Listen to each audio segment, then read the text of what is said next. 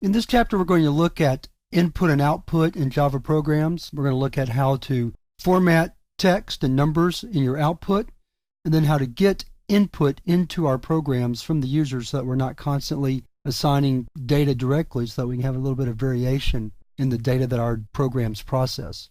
So we're going to start with some special characters for formatting output, the Newline character and the tab character. If you look at the program in front of you, you'll see that we have our old friend Hello World. And we tell it that in this program, we use the print line method to print the phrase Hello World and then a new line after that so that the cursor moves down to the next line before we output any more text. Another way to do that is to use a special character, the Newline character.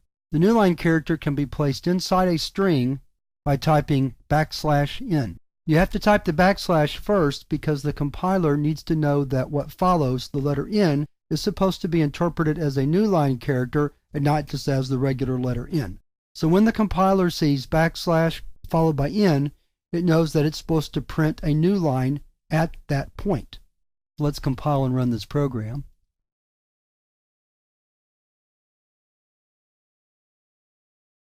And that's how it works.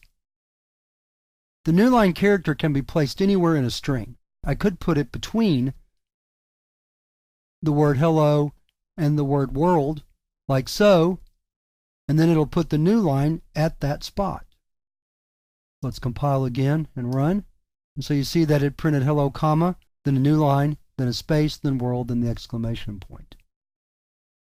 The only requirement for the special character Newline is to put it inside a string.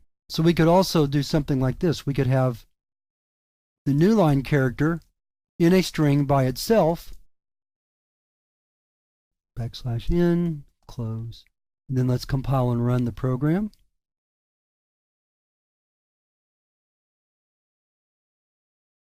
So that it printed the string hello world, then a new line, and then goodbye, and then another new line.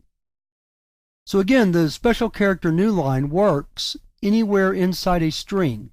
You can place it at the beginning of a string, in the middle of a string, or at the end of a string.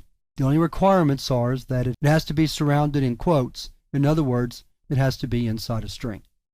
The other special character I wanted to look at was the tab character, and that's \t.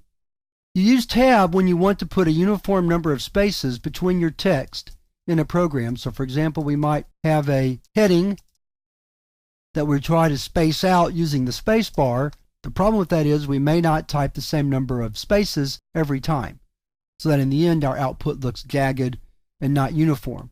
We can fix that by using the tab character, \t, where the spaces would be, and then the compiler will insert the spaces for us without us having to worry about if we got the right number of spaces or not.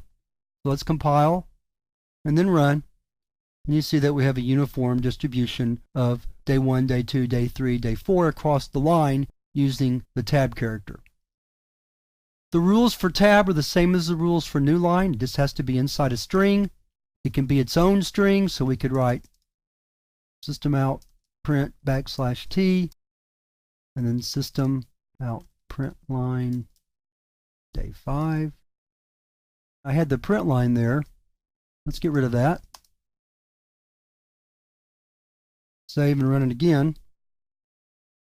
So now we see that day 5 is tabbed over from day 4 and added to our output line.